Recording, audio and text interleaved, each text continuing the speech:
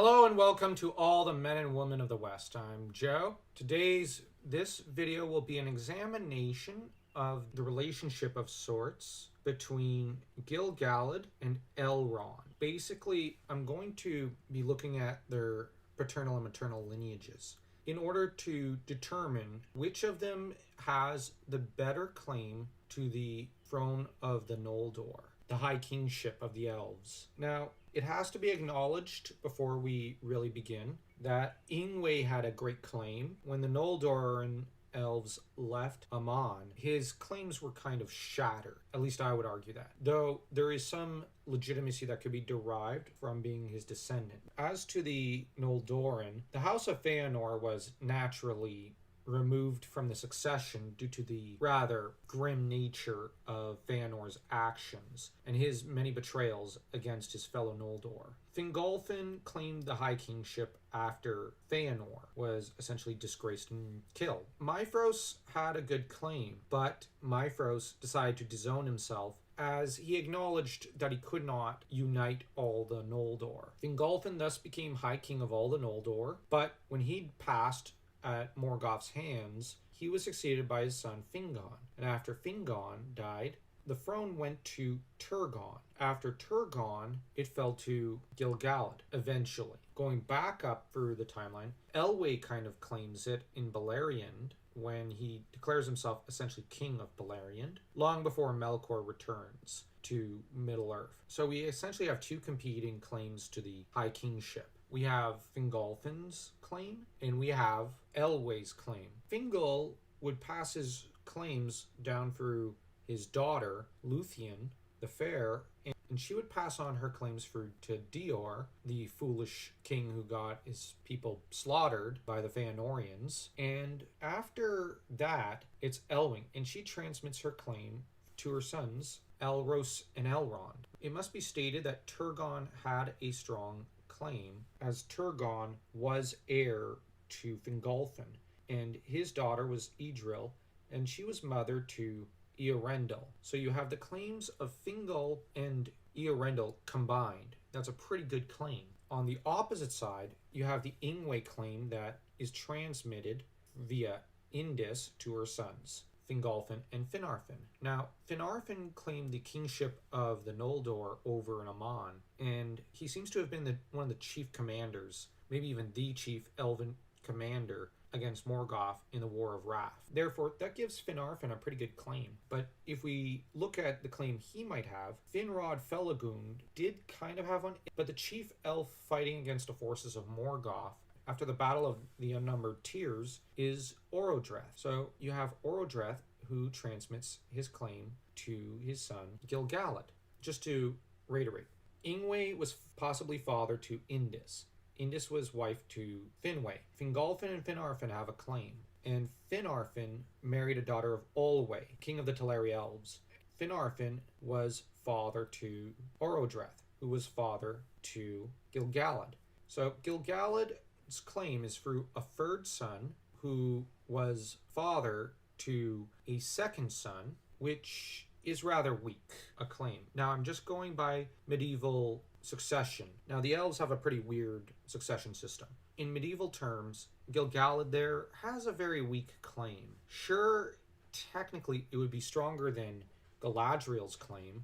Galadriel, if in medieval terms, has a very weak claim because she's a woman. Succession laws were never very fair to the ladies. In terms of the elves, if Luthien was able to claim the high kingship of sorts of the Sindarin elves of Doriath, surely that means Galadriel's a pretty good contender. But the question becomes, does a daughter of Finarfin come before a grandson of Finarfin? This is a very good question. I don't really have the answer there. I don't know. And if you look at it in terms of merit, Galadriel's an accomplished shield maiden and ruler. But Gil-Galad's also an accomplished ruler and warrior. He's the finest warrior in the Last Alliance. Gil-Galad, though, was fostered over with Círdan, so that's also a pretty good source of support. He was essentially raised with his maternal folk over with the shipwright. Galadriel doesn't seem to have been terribly interested in claiming the High Queenship, so I guess it goes to Gil-Galad in that case. Now we have to look at the other claim, Elrond. Now, Elrond was son of Earendil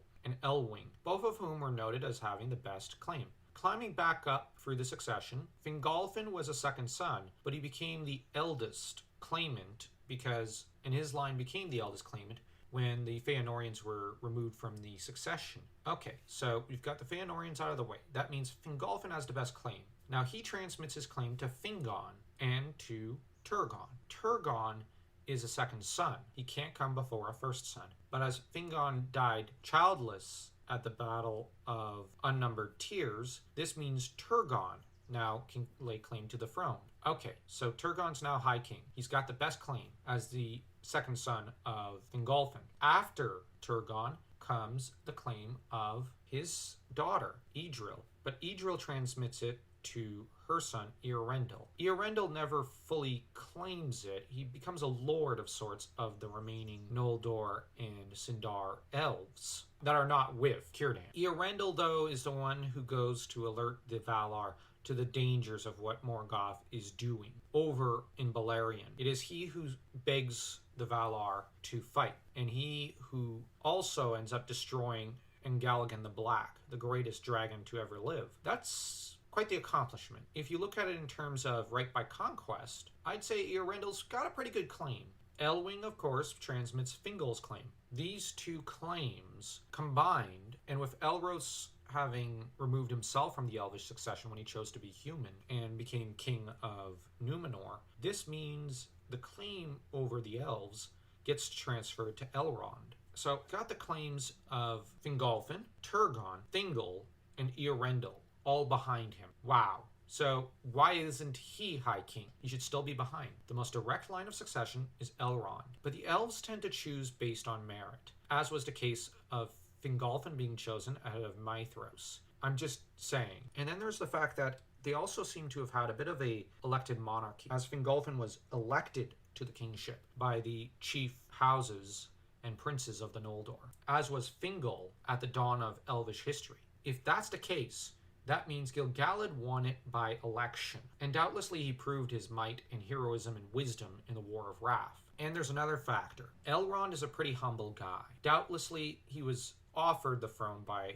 Gil-Galad, but Elrond refused. That's what I would propose. Gil-Galad probably sought to turn it down, as he was also humble. They were both humble men, whose only ambition was to serve their people. So Gil-Galad offered it to Elrond, who refused, likely horrified by the thought of becoming monarch, and was appointed Gil-Galad's herald. Which brings up the question of, what is Elrond's status by the time of the War of the Ring? Well, let's actually think about that. Now, there were 3 rings forged for the elves under the sky.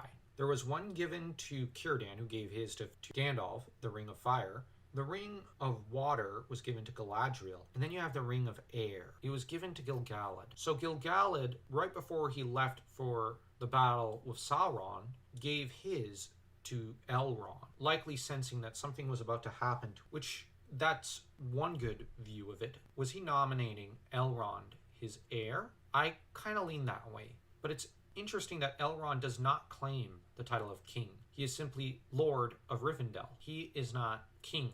He could have claimed the High Kingship. He had the support of Galadriel, his mother-in-law and distant cousin. He had the recognition of Gil-Galad, yet he doesn't do so. I think it's a testament to his humility.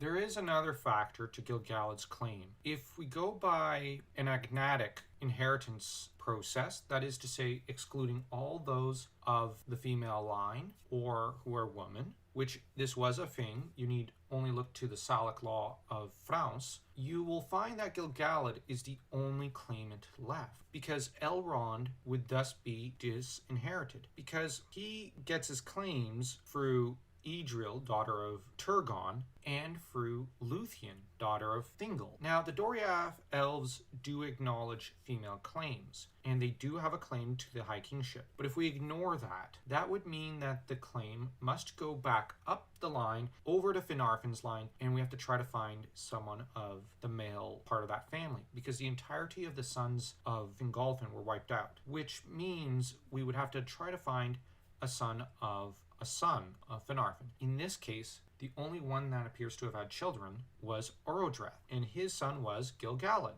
Thus, Gil-Galad wins out on the agnatic claim. So he's got merit, the Agnatic claim, seniority within the family, and the support of Galadriel and Círdan, which is nothing to sneeze at. So Gil-Galad basically wins this little contest of claimants. Although, like I said, I do think Elrond's got a pretty good claim if you ignore the Agnatic element. If you enjoyed this video, feel free to smash that like and that subscribe button like you're Sauron seeking to smash Gil-Galad into paste.